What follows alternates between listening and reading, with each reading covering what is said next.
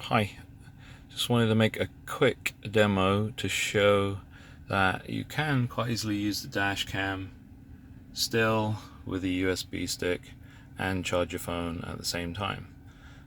Basically the Tesla supports a USB hub, so you can just add a USB hub with this one's got my TeslaCam folder on it.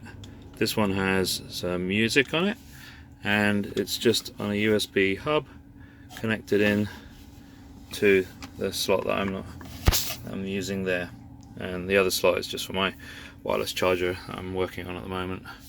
But basically, yep, USB and dash cam. You only need to, as in other videos, needs to be FAT, so both devices have to be FAT because it doesn't support exFAT. And for the TeslaCam, it doesn't really need to be formatted and cleaned, it just needs that folder and plenty of space on it, and it will store a file every minute. So that's it, TeslaCam and a simple USB hub.